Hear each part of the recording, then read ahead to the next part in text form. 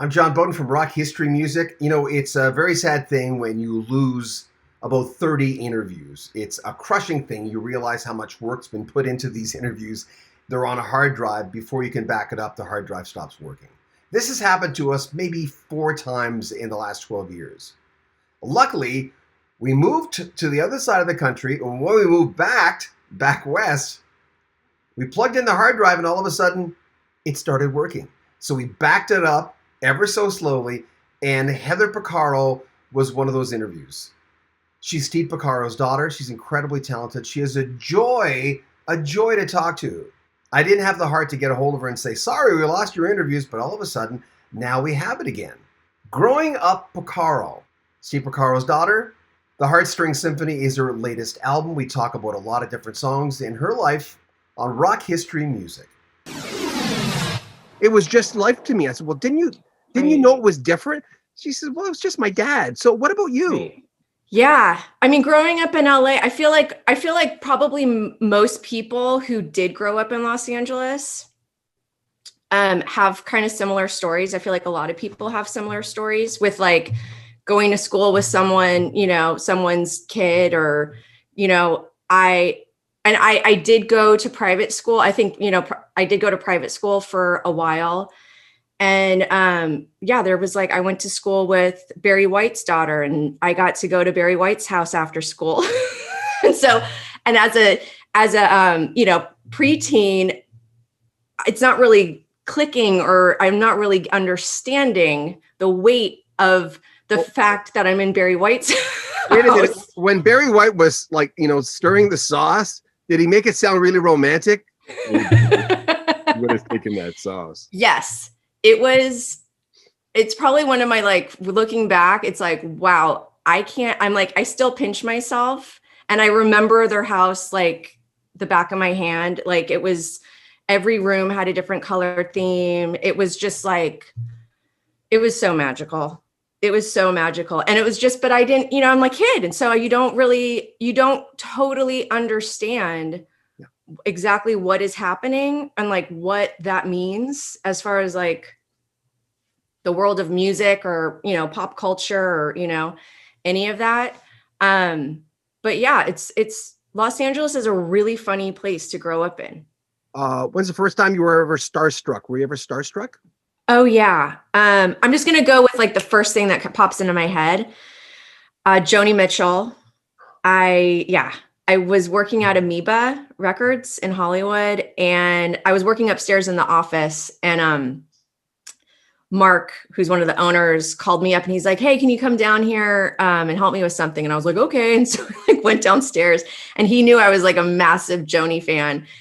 And he like put his arm around me and walked me over to the counter. He's like, I want you to meet somebody. And I was like, all right. And I like look up, and it's Joni. And I was like, oh my God. And I literally like froze because I was so starstruck. I just froze. And then she literally looked at me and she said, we could just stare at each other for a while. And I was like, oh, I love you. I love you. That's an amazing story. Oh my God. I love her so much. For love. Let's start there with track number 1. Okay. For instance, I have this theme. I'm very psychology-based kind of guy. Yeah. For love. I'm thinking, okay, what's the right time for love? I used to host a show up until the beginning of the year, and it was on for 25 years, called Love Songs. And the type of calls, as you can imagine, that I got were phooey, pookie foo, crazy. Like if anything brings out the worst and the best of us, it's love, right? Yeah. It's a vulnerable state to be in. And a lot of the time I would get calls from people who would say things like, well, I just broke up with my husband, but I turned around at the pizza joint in the broccoli department at the or whatever, and I met this perfect guy, and he never felt this way. So is it about, what's that song about like? It's about meeting somebody that you have a connection with, or that you think you have a connection with. But it's just not the right time for whatever reason, whether you live in different states or they're already in a relationship or you are. It's a song about just it not being the right time and place. In the middle, what's that about?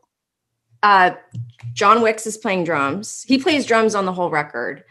And John Wicks is like basically family to me. He's an incredible drummer. He's in Fits in the Tantrums. And he lives in Missoula, Montana. And he has this amazing coffee shop called Drum Coffee, which I highly, highly, highly recommend everybody going to drumcoffee.com and checking it out. They literally make roast beans and give them drummer names. It's like the coolest. Wait a minute, I can order So cool. I can order coffee beans from him?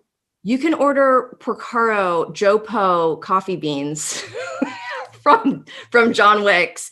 In the Middle is about just all of the insanity of life, you know, going through just, I mean, life is hard. Let's just be honest. Life is very difficult.